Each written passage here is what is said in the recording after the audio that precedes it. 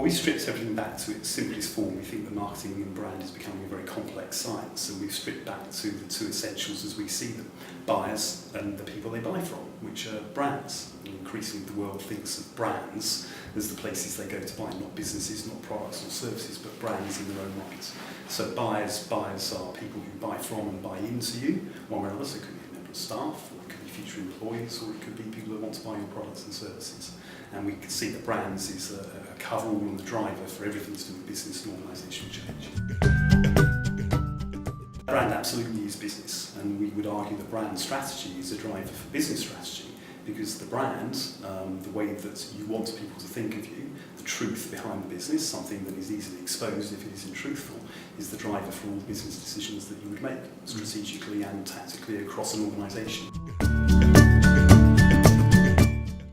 Parts this, if you follow a logic that says there are buyers and there are brands, we would look at the brand, the business. If you follow the logic that says brand strategy is business strategy, we would look at the business, the organisation, and we would look at what it's doing and what it is doing now, what it would need to do in the future. We would define a vision for that brand and that business to understand more about how it can drive out to deliver against the needs of the buyers more appropriately now and in the future.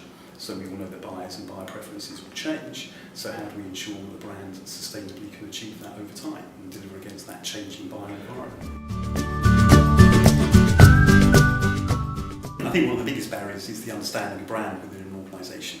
So if brand isn't understood correctly, and if its opportunities and possibilities for an organisation to gain positive advantage aren't fully understood, then there is an innate barrier. It's something that tends to get thrown to the marketing department to look at as branding as much as anything else.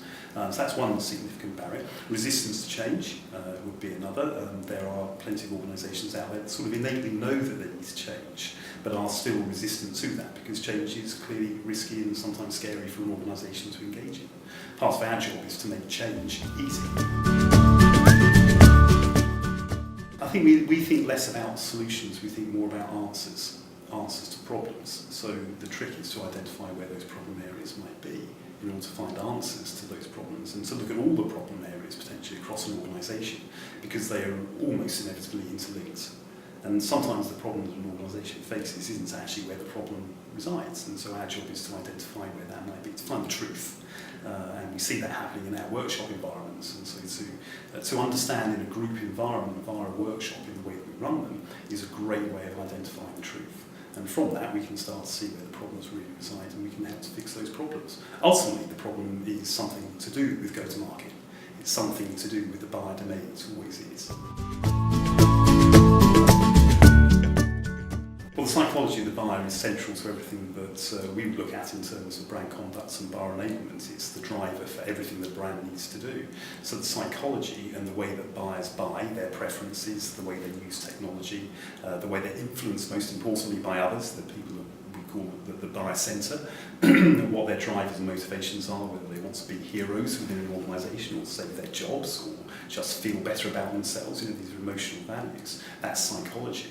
And these are all important because they determine, and we have to try and find a way of ensuring that we're delivering the future psychology of a buyer as much as today's psychology, because it changes every day.